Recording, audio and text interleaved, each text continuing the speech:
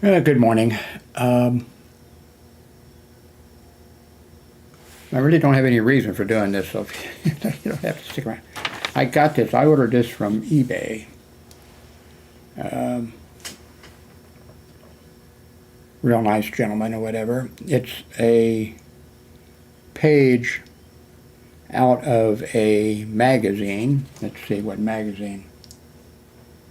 Pitt and anyway, Gallery. And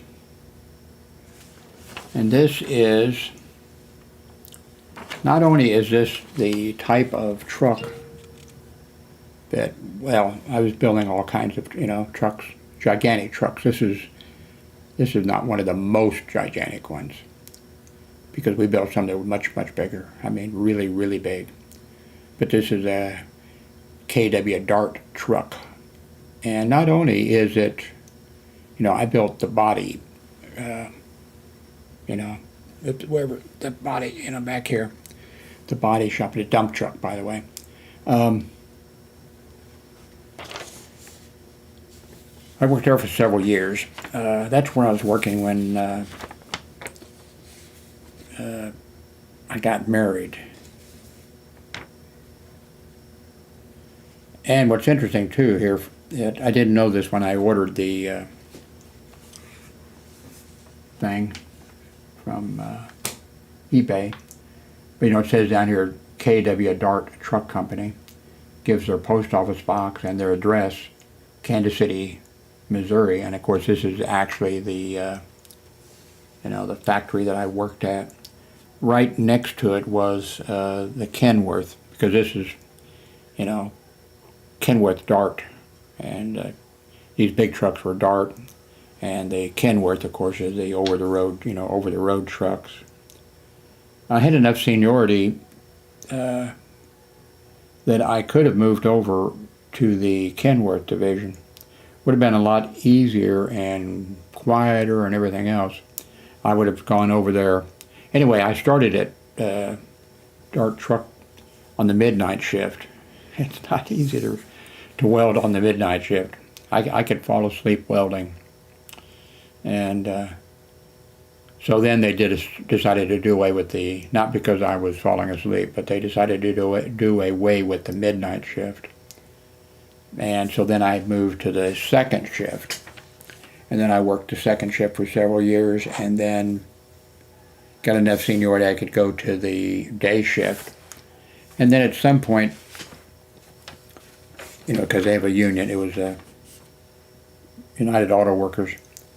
When a job became available someplace, it'd be listed, and then you could sign underneath if you wanted, and it was whoever had the most seniority who had worked there, longer. And I actually could have gone over to the Kenworth division, and I'd have had my own booth and a little tiny, hoist or whatever, and I'd have had my welding machine right there and the tools and everything I needed. But I'd had to go to the second shift, and I didn't want to do that, and so I stayed where I was.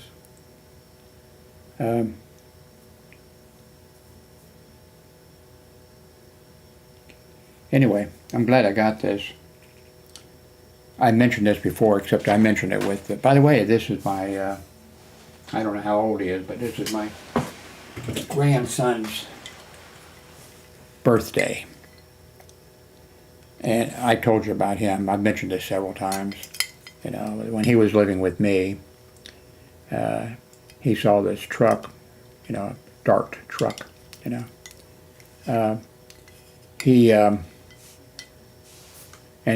I mentioned this not long ago.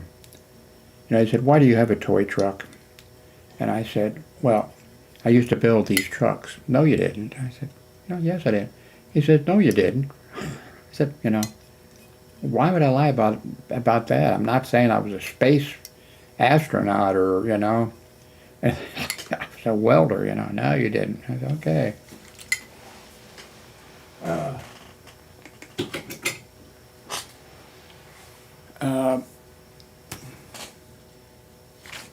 there was something else I wanted to say about this, and I can't remember.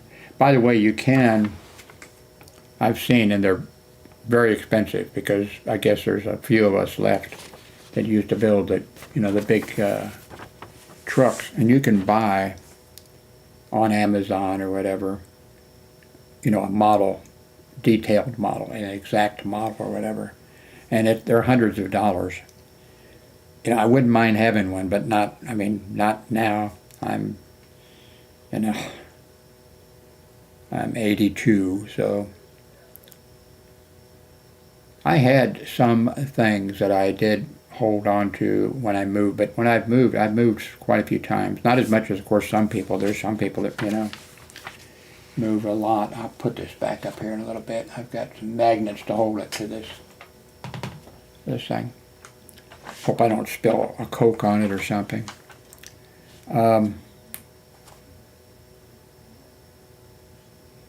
What else did I want to say? I need to clean this room up a little bit. By the way, you may have noticed that I moved the camera a little bit. And I think I will probably go back. It's sitting on the monitor. I'll probably go back here. Nobody's ever asked about these up here. Warning, protected by Pinkerton. Warning, protected by William J. Burns, International Detective Agency or whatever. I worked part-time for those two companies, security companies, private security companies. And I worked part-time for others. Wells Fargo and others. Up here is my high school graduation, De La Salle Military Academy. Sergeant First Class, James J. Howard.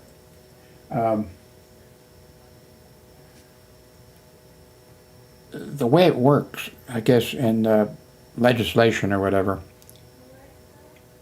like this is De La Salle Military Academy, Catholic school. And if a school is listed as of course, I guess somebody else could, it's not, there's no rule against doing something yet, but it's, if you're an academy, like De La Salle Military Academy, West Point Academy, not West Point, I'm trying to think of the one that's I don't know if it's still there or not, in Missouri. And it was a school that you go to and you could live on, and multiple ages or whatever, grade school, through high school. But the way the legislation and everything was written was academy, if you are, like we were at De La Salle. And two, the way it works is, I'm going to move this a little bit. Okay, I'm sorry, I can't make up my mind. Oops. There we go. The way it works, like for De La Salle or another school like that, high school, when you go into the military, if you go and enlist, or if they, if they had drafted you or something, when you complete the basic training, provided you don't totally screw it up or something, where the other people who get out with you, they go to private, and if you went to the academy, you go to private first class immediately. So you're, for some reason I got a feeling that I'm saying that wrong. But anyway, and so that would be a little more money, probably not much, but it would be a little bit more money. Now, if you go in the United States to a college, and it's a bunch of different colleges you can go to, and there it's senior ROTC. And I think that the first year, your freshman year of college, I don't think you can start ROTC. I think it's for the 3 years. And then when you graduate, provided, then you can go into the military as a second lieutenant. But they would have to do, so I'm sure they do that. They have to do some kind of a screening, and and other things. Like with my, I made it through high school with bad hearing, and of course the military wouldn't take me. Right after I graduated, not because of my hearing, but because of my weight. I totally forgot about the hearing thing. It just slipped my mind. I never thought about it. But if you went to, college, they're gonna, I'm not sure if they do a physical on you to join for the ROTC program or whatever. Something I didn't realize or I didn't find out till just recently, which I think is pretty neat, is in the United States, I don't know about whatever they call, like in the UK, the Scouts or whatever they call those. But in the United States, they give, they have rank, let's see, tenderfoot. I was a tenderfoot, and that was it. Anyway, like Eagle Scout is the top, and you get merit. You can earn merit badges, and if you're an Eagle Scout, and when you go into the military, they do the same thing. When you finish your basic training, you are boosted up one rank, higher. Also, I think, I'm sure it varies, and it's up to the, your instructor, whoever for your basic training, that type of thing. I think what they do if you've, an ROTC graduate, and you're not, and they can probably tell right away if you're a fuck up or whatever. But I think what they probably do is, somebody that's ROTC or somebody that has been an Eagle Scout, they probably maybe say, okay, you're in charge of this group, provided you can do, And the one thing we ought to know how to do would be, march and salute and things like that. So that's kind of interesting, I think.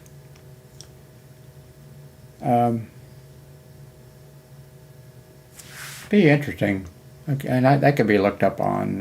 I'm sure somebody's got a YouTube video. What's the difference between the Boy Scouts, in the United States, and the Boy Scouts in, say, the UK? Or is there a difference between the Boy Scouts in England and Ireland and Scotland or whatever? Is there I'm sure there'd be some differences, maybe even language, or whatever. I wonder about the merit badges and that kind of stuff.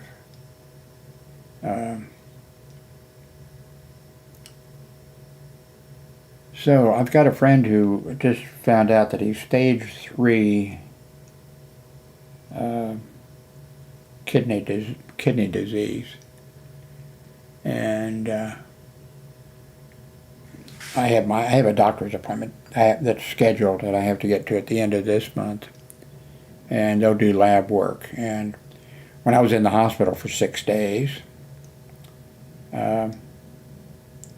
my lab work for my kidneys was really bad. I was in there for an infected leg, but my lab work for my kidneys were really bad. But I think that when I came out, my doctor told me that the lab work, had improved, so much so that I wasn't listed as any. I could look up, because I can look up the. But anyway, later this month, I think I might have some problem, because I have, right and left back, lower back, some pain. When I was in for my leg that was infected, That was stupidity on my part. I scratched it on a bed frame here, and it got infected. And then I didn't, I put some alcohol and did a few things like that. I ended up having to go into the hospital, and it was pretty serious. I was there for 6 days. And the lab work came back. One of the things that came back for the liver was not good, and Hillary, she didn't cry there, but when she came to, visit me, and I heard that she came here, and, was crying about me, like I was going to die or whatever. And so I'm having some flank pain. I have been having, sometimes quite bad. So I've got a friend who is younger, though. He's younger than I am. Good friend, probably my only friend. I'm not saying that you're not, if you're a regular person, whatever. But I mean, this is, a guy that I've met, and he showed me through his workplace that he worked, for the government, and we've been, been friends for years and years. So, and he just got back from the doctor the other day or something, and he's got stage 3 liver disease. And the liver, I keep getting them mixed up between, let's see, liver and not gallbladder. See, liver and kidney. Did I say, okay, kidney is the one I'm talking about and I bet I messed it up already, and my friend, his is not liver, it's kidney, stage 3 kidney. And and that's the one where you may have to have, depending on how bad it gets, dialysis. And there's an awful lot of people that have dialysis, and that's where, working hospital security for 30 years, a lot of the hospitals had separate buildings, but they were hospital, on the property and the parking garage and everything, and every day, Monday through Friday. I don't think they did it on Saturday and Sunday, but maybe they did some places. Maybe they would have to, I don't know. But the people come in the buses, Monday through Friday. They pull up and they go in, and they go inside, and they have really, really nice, chairs for them to sit in, and they have really nice television, maybe computers now, I don't know, in front of them and everything, and then they take your blood out, and they run it through a machine that cleans it or does something to it, and then they put it back into you. And I'm not sure exactly why, but I'm not sure, it's psychological, I think. I'm not sure, it's hard on those people. Of course, they're there for quite a few hours while your blood is taken out, goes through, and then it comes back and goes into you. And I have never looked up the thing or asked a nurse or anything about it, but it's apparently pretty traumatic. And in a way, you would think, well, they're just taking it out and they're putting it back in or whatever. But emotionally, I think it's really, and so that's why they have a television right there, and they have maybe games too. I don't know. But I hope I don't get to that stage, or get into that kind of a position. I'm ready to go, except I'm worried about the family and stuff. But I'm ready to go. I just want to not wake up. I don't want to go to the hospital and be hooked up to machines, and of course I've already told my family and filled out the form paperwork and that kind of stuff. But still, and Hillary lives right in the Fort Worth area. I didn't make her the one because she wouldn't pull the, if they ask her, shall we stop this? Shall we stop feeding him? Shall we stop this treatment? Shall we, whatever? She would say, no, keep him going. And of course, Darlene, my ex-wife, I don't think anybody wants their ex-husband or ex-wife to make the decision. Actually, she wouldn't pull the plug on me because she needs my money coming in mixed with her money, to pay everything here, so she'd want to keep me alive. I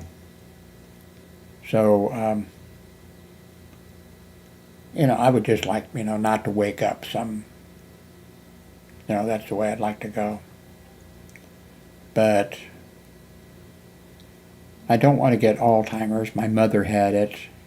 We were lucky. I've mentioned this before. We were really lucky with her. For years before she was living in a mobile home, and she didn't go out. The only time she went out was when her blood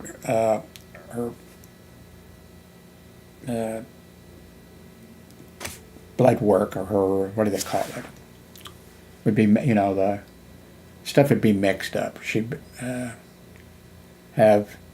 didn't have diabetes, but it would be messed up. I forget what they call it. And so she'd go into the hospital, and then they would get her back, and then she would, what happened is they'd, get her back where it needed to be.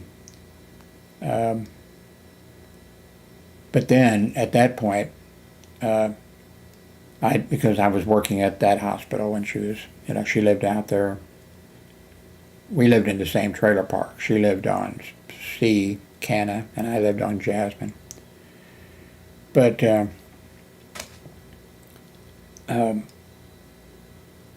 anyway, I would get called over to the social worker or whatever. Social worker, I think that's what it is. And, Jim, your mother, see, my mother was fighting with the nurses at the hospital, which she didn't do at home. She didn't do anything, just at home. She just, in the morning, she woke up and got her ice container. She got her Pepsi or Coke, and she got her alcohol, and she did okay, no problem. And she never tried to leave the trailer when she got Alzheimer's. And she just stayed there.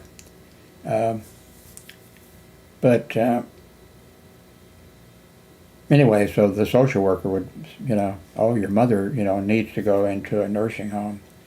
And I said, no, she'll be fine as soon as she gets home. And I think probably the social worker probably thought that I was mistaken or whatever. But no, as soon as they got her chemistry right, and as soon as she got home, then she was fine until, I don't know, next year or something like that, and then the chemistry would be messed up again, and then I'd have to go through the same thing.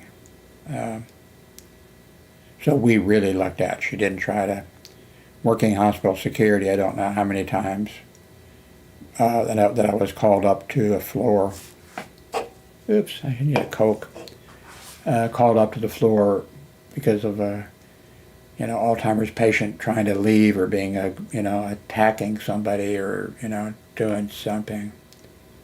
And several times, like 3 o'clock in the morning, I'd be out in the parking lot, or I'd be in, it depended. When we went out to that hospital that was just built, they had an office, 2 offices, right when you come in the emergency room door. One was the office for the nurse in charge, the nurse that was in charge of the emergency room. And in my opinion, I don't think the head nurse, I don't think that she needed an office. And then the other office was for security. And I told the other security officer, I said, okay, we're going to have a hard time. this is a perfect place for us. Right here is the emergency where the ambulances pull in. Right here's the door to come in at night. We need an office. This is the office we need, and they'll try to take it away from us. And I said, we've got to hold on to it. It's going to be hard, and we'll probably lose. And then eventually, they had a new ER doctor. They were contract doctors from an agency, but he was in charge. And he came out, and then now during the daytime there wasn't any security there, So that made it. I knew too, And so anyway, he said, "Oh, Jim, since you guys just work at night and everything would be okay if could I use your office?" And I said no. And he was like, I can understand why. Why not? And I explained, this is where this office needs to be. Once you're in there, then before long, they're going to give the office, to you or whatever. Oh, no, I wouldn't. And sure enough, eventually, they told me, he's going to be sharing the office with you, but and before long, he had the office. And then they built an office. There was a hallway that connected the hospital to the medical building, and they built an office for us in the hallway. And the other security officer, who wasn't very swift, now he loved that place because the only entrance into that hospital, small hospital, from the road, or there was one road, and that came right, and then he loved, he could sit there and he could see if a car pulled in or something. So then eventually, when we got a new director of security, I explained the situation to him when he came out. And he, in front of those two offices, so it was still there, right there, he built not exactly an office, well, it was an office, and he did it correct too. He built it up. So we were standing, when somebody came in or whatever, we were like, maybe like the British guards or something guarding the Queen or the King now, that was stuff like that. And of course I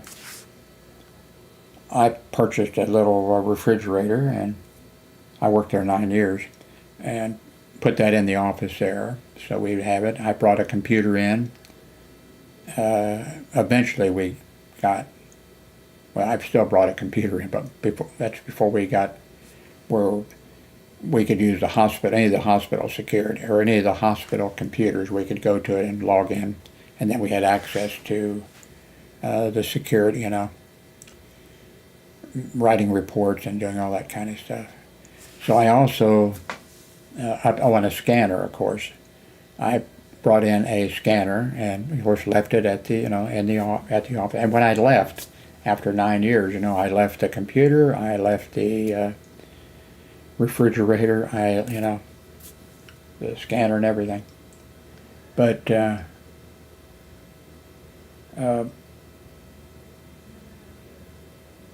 when I told, I didn't hide my opinion of course, part of that was they had a male, in the beginning they had a male nurse for the emergency room who was the supervisor. And I don't think the fact that he was obviously gay, I don't think that, because I'm not prejudiced in those areas. I'm not I have a record of proving, positively that I'm not, racist. I fought racism at various hospitals that I worked at, especially Trinity Lutheran Hospital. The director of security, I kind of liked him. He was extremely racist, and several of the officers were. I got one fired for that, and I so I'm hoping that I wasn't. But anyway, I did not like couldn't stand him. And so that's one reason I said, because when I was like supervisor at on the second shift, we had a security office. Well, the director of security had a security office. the security officers had a security office, and the lieutenant and the secretary had a, all there together or whatever. But, and then of course the midnight shift, they just considered, because nobody was there, the admitting people were not at that door. But at night, that's the only door to get in, and so they just took over that office down there. But I just did not like that male supervisor for the emergency room. Oh, and I told him one time, I mean, he didn't, of course, he didn't like me either. That's probably, maybe that's the reason. Well, he was arrogant. He was like, he's like, I'm an RN. He didn't say this, but he's like, I'm like an RN and I'm a supervisor or whatever. And eventually he got yanked out. I had nothing to do with that, but he got yanked out of there. But like when I was second shift supervisor, I had an aluminum folding thing. I could take it, I had forms in there and that type of stuff, and I carried that around a lot. Anyway, I told the nurses or whatever, this, and, they did have work to do, but they didn't have, they could have done, they didn't need to have, an office. Yeah, they thought they did. I'm sure they were,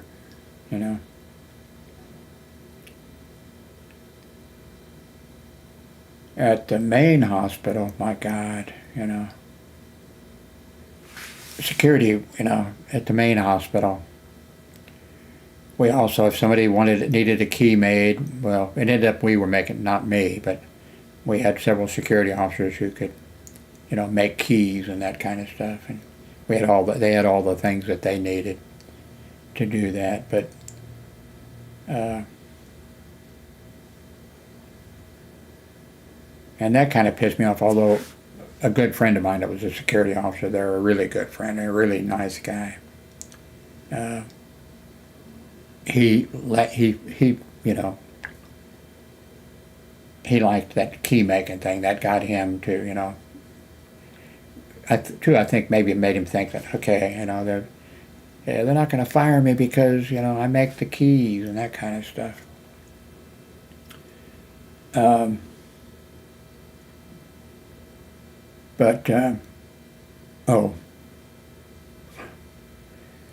course, we had to take, if somebody wanted a key made, if they lost their key, if they needed, if they got a new office or somebody else came and, security made the keys, but that we had to write a report. And this one time, I mean more than one time, but this one time, I needed to go have a report made, because she needed a key. She'd lost her key or something, and I went up. And she had a nice office, she was an RN, and I think, I'm sure she probably had a bachelor's degree, maybe a master's degree in nursing or whatever, but I went up, and her office was just paper stacked, all kinds, just, everything, and I thought, and then she said, I'm so busy, I have to do this, and I have to do that, and I have to do this, and I don't have time for this, and I said, you're going to have to make time, And, what I thought to myself is, if I were the supervisor, if I was the nursing supervisor or something rather, and I would see that office, I'd say, if the way she was going on, I'm so busy, I got to do this, I got to do that. Of course, I didn't have, I wasn't treating patients and doing that kind of stuff. But and when the director of security was in the hospital sick, or when the director of security went on vacation or whatever, he always put me in charge, even though there was a lieutenant. Well, for a while it was like the acting lieutenant when the director of security caused the lieutenant to have a heart attack and have to have eventually, bypass surgery. And I actually saw, the director of security doing that, and everybody knew.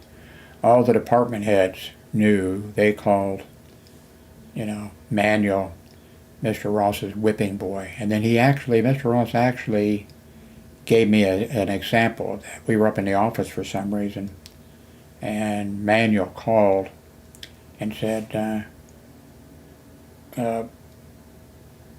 well, Mr. Ross had called him. He says, I need you to come up such and such. And Manuel says, I'll be up in a little bit. The gate's not working here, and I have to do such and such, flip this, what we did. We knew how to do that. If you flipped the switch, you did something, to the gate, with the. And then Mr. Ross said, what are you doing? Well, I'm doing such and, doing such and such. Well, don't do that. I don't want you doing that. Don't do that anymore. And then Manuel, you could actually, okay, come to the office immediately. He told him, come to the office immediately. And then he says, to me, what's this? And Manuel came up. And by the way, at that point, Manuel had already had a heart attack and was off for 3 months or something or other. And he just came back. And Mr. Ross then, that was it was inexcusable. But Manuel was just positively terrified of, and two, the second shift security. I got one of them fired for saying something right. I had a talk when Manuel went in, when he had to have bypass surgery, and I don't think he had bypass surgery then. I guess maybe he did, yeah. And then he was out for 3 months. So anyway,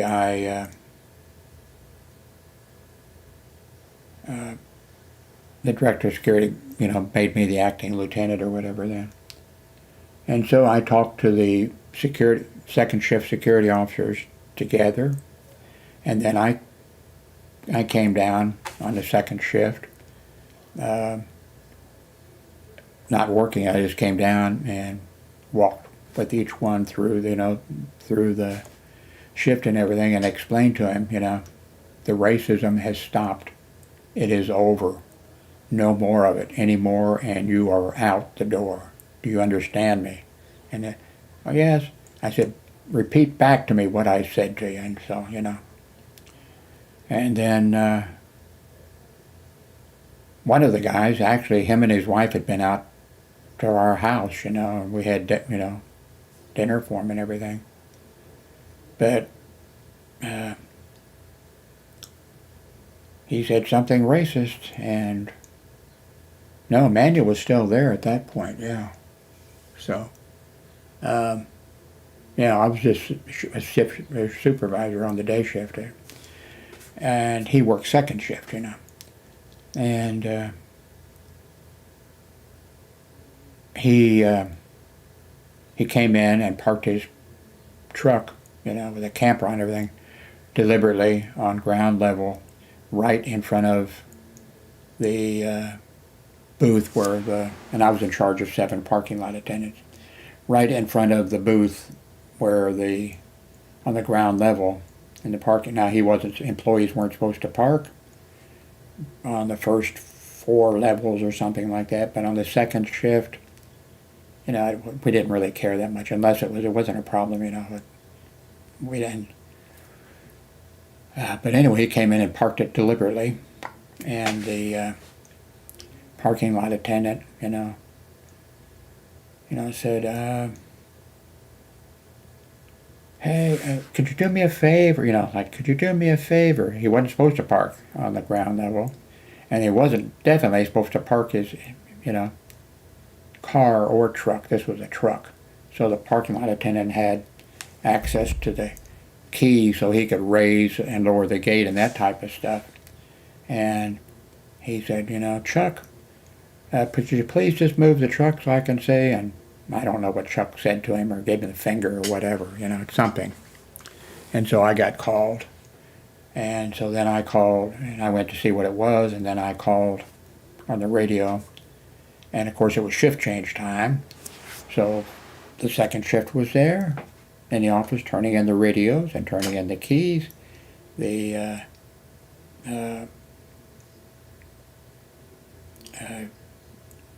other officers were all there, so you had 2 shifts.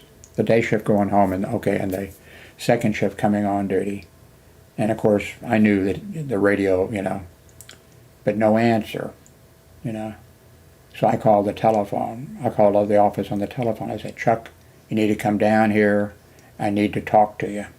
And so then I moved over in the hallway, sort of out of the garage area, in the hallway, because I knew he'd be coming down. It wasn't deliberately planned that. I mean, I didn't. I just did that. I moved that way, over that way. And so Chuck comes down and he says, Jim, I don't know why you care more about them than you do your own people. And I said, Chuck, I told you not to say that or anything like that. And he said, you can't do anything about it. You're not my supervisor. And so I went into security and told the lieutenant. Of course, the lieutenant sort of had it was them against me. The lieutenant was Mexican, and the guys on the two guys on the second shift. There was more than two guys on the second shift, but those two guys, they didn't like Mexicans either, I'm sure. So I said, Chuck is going to be fired. No, you can't fire him. You're not his supervisor. And I said, he's going to be fired. And so I went down to the Human Resources Department, personnel or whatever. Went in there and I said, blah, blah, blah, Chuck Moore needs to be fired. Oh, well, the assistant, a female. Well, I forget his name, he was a really good man, the director of Human Resources. I can't remember his name now. She said, well, he's in Florida at a convention or whatever, and he'll be back in a few days. I don't have to. And I said, no. Are you or are you not the assistant director of this department? Yes, I am. And I said, then you can fire him. Are you going to fire him? And she says, it has to wait till... And I said, fine. So I went over to administration, went to the assistant administrator who was over, security, over our director of security and over us. And I went in there and I said, I explained it, and he said, he's fired. And he picked up the telephone, called up and told the lieutenant, Chuck, I don't want to say the guy's last name. He said, Chuck is, he's fired. And so then I took the elevator up to the 6th floor, and no lieutenant, and the secretary said, he said to tell you that he had to go to a dentist appointment. She says, he didn't. She says, he has me, enter into her, he used her like a secretary, but that wasn't what she was there for. She had other things to do, not to be his, So when Chuck, that was it.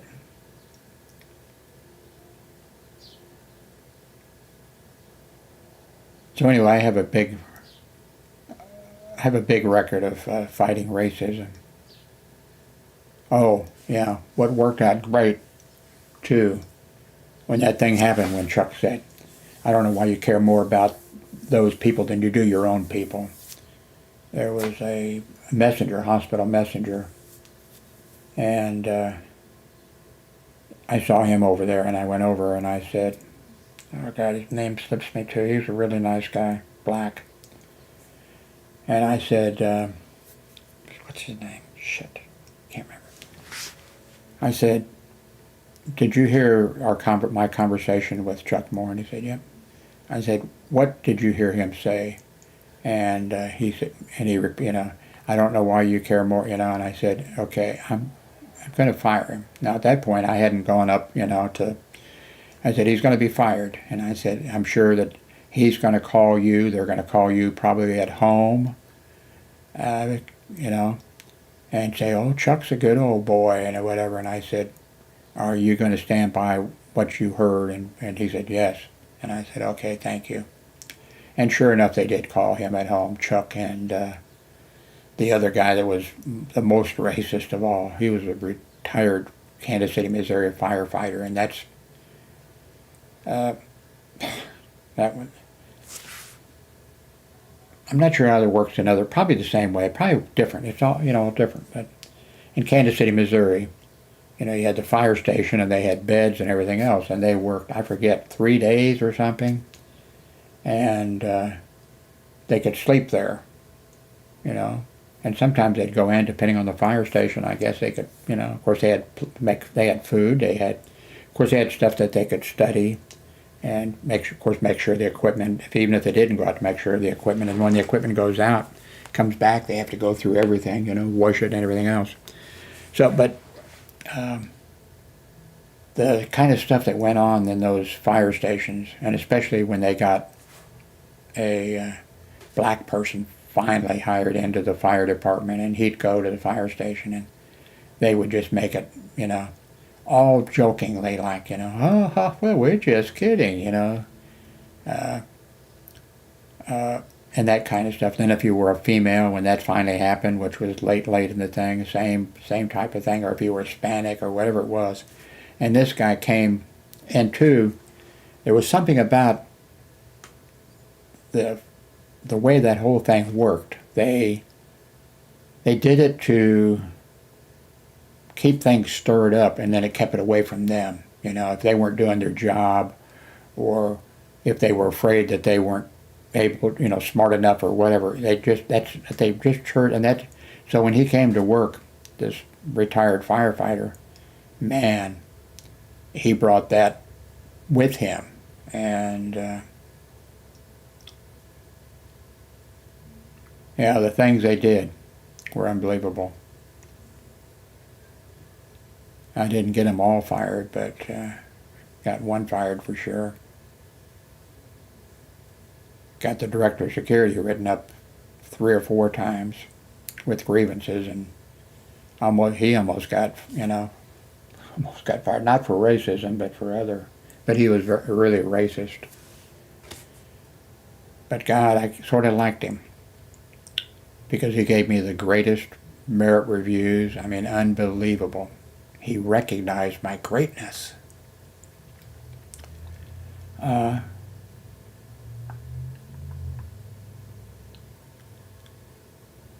See if I got time. I've told this story before, but I've got 2,000 videos here.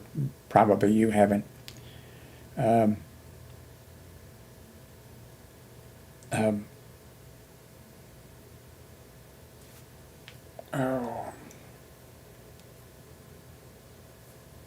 was going to tell a story, but I better end this because I can't remember now what it was. Anyway, let me try to think of something here. Nobody said anything like you like it or not, but the time thing and the date, that's going to stay. I wonder if the Howard's Notebook and my name, if something else should go there, or if what I have the ability to do. I don't have the ability to speak, but, and I haven't got a Coke yet. That's part of my problem. What I have the capability of doing is, so the Howard's Notebook, Jim Howard or whatever, that could stay for 30 seconds, 60 seconds or something, and then it would just disappear off the screen. Can you think of anything else that should go up? You know, I would love to put up there, I'm going to get me a Coke.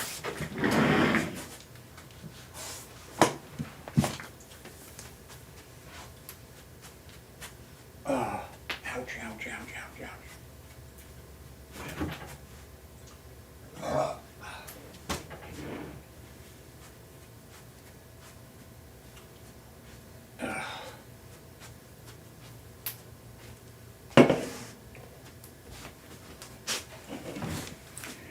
I would love, and I don't think I know how to do that. I'd love for that to be a link, and maybe I haven't, you know, a link, so it'd be, you know,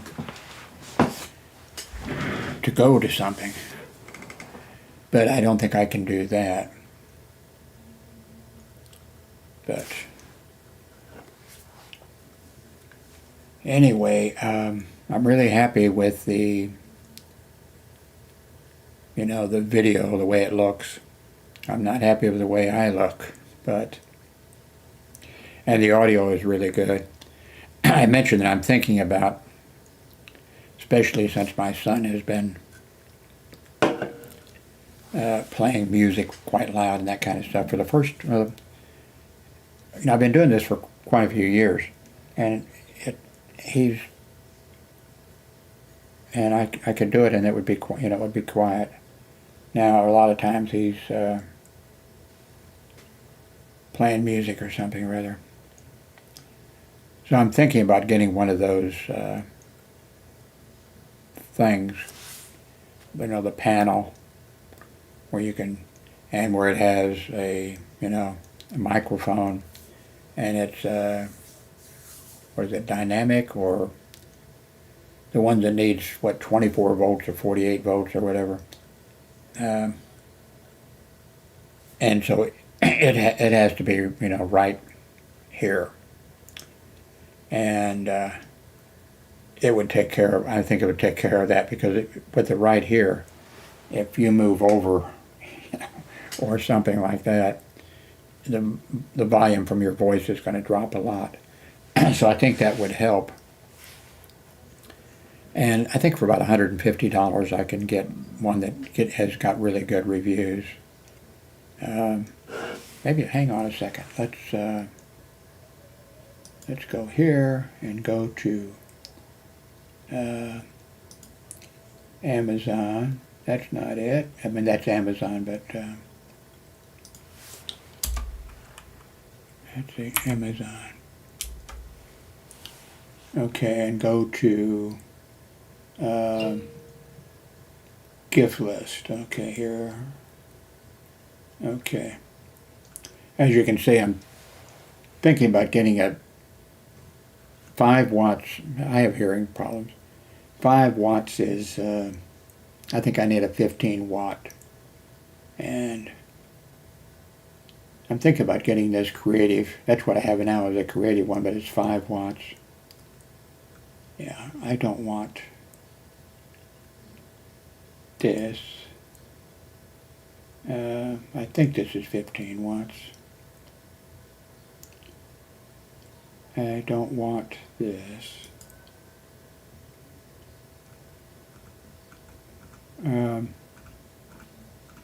Okay, here's the what I'm talking about getting. It's got really good, I think it has, well, it has 4.5 stars. And it's an XLR microphone. And I dealt with those years ago, and I wasn't happy with the whole setup, basically.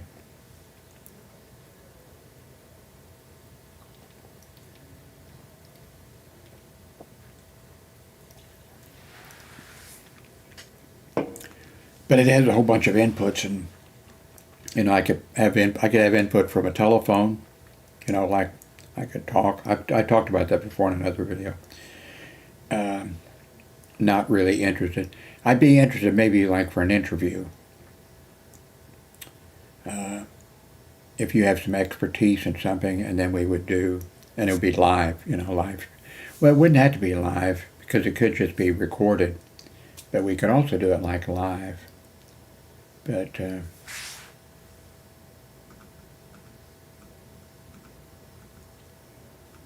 anyway, what else is on my wish list? Wish list. Let's see.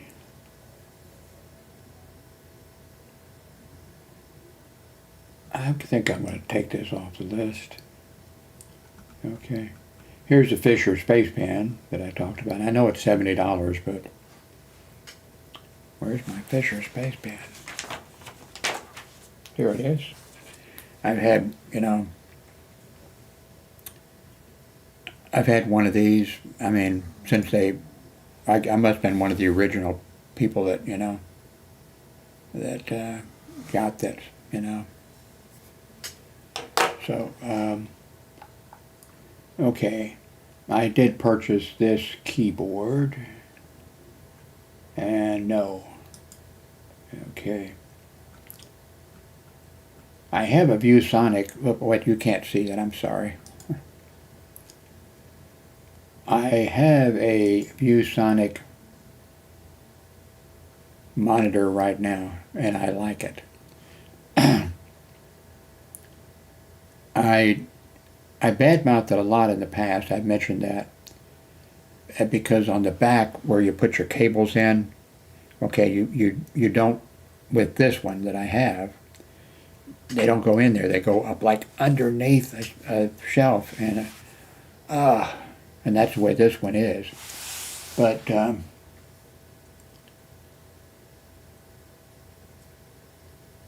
it is, let's see here. Let's see.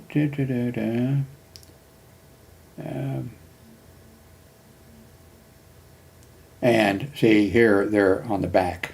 Well, you can just plug them, you know, just plug it in. So that's, but, you know, I've got a, in fact, I just took one out to the trash, an older, but worked fine. I tried to give it away to somebody, nobody wanted it.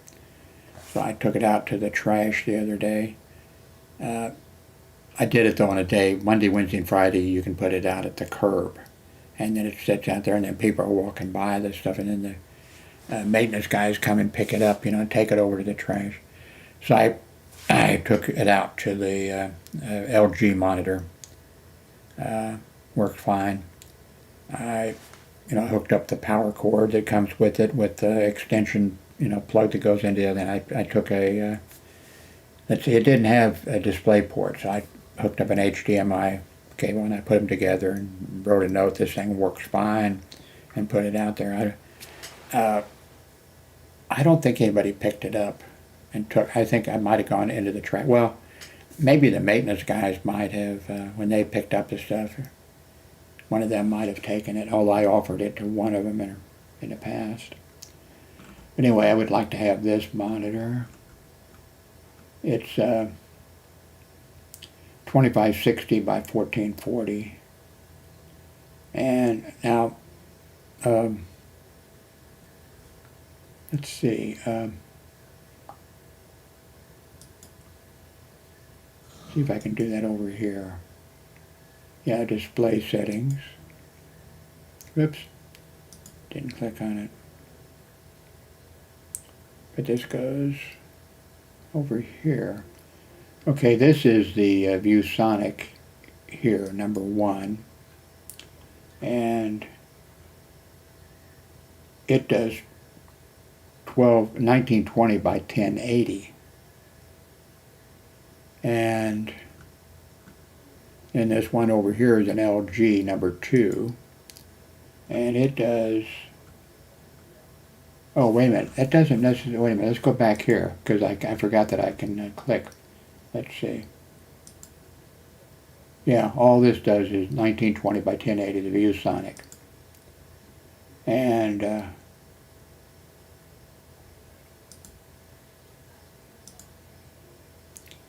whoops, I need to go back to monitor thing here. Wait a minute. Okay, my vision is going out on me now.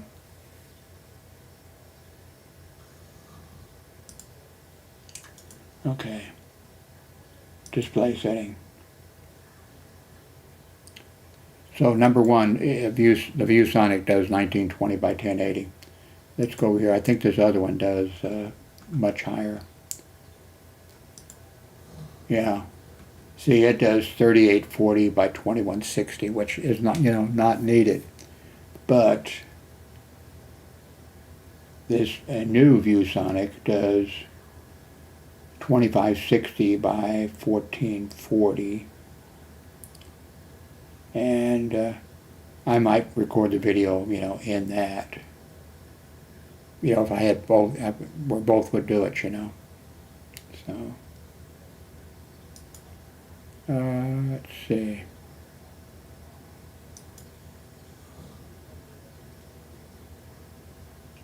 I've done some videos that are, I even did some 4K video. I think there's a 3D video on here that I did a long, long time ago. I wonder if I can find that. Let me, okay. Go to Start Me, go to YouTube, go to YouTube. Okay. 4K video. No. 3D, that's it.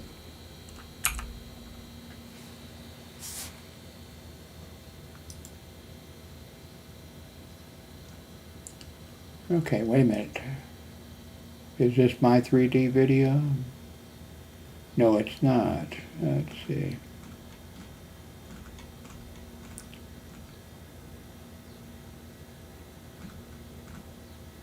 No, I'm sure I have. I know I made a 3D video because I had a 3D camera. Let me go, let's see, go to my channel and put in I already did, I guess, 3D video.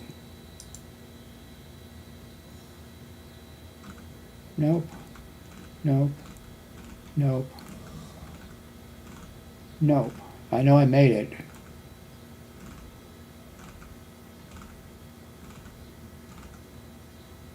Oh well.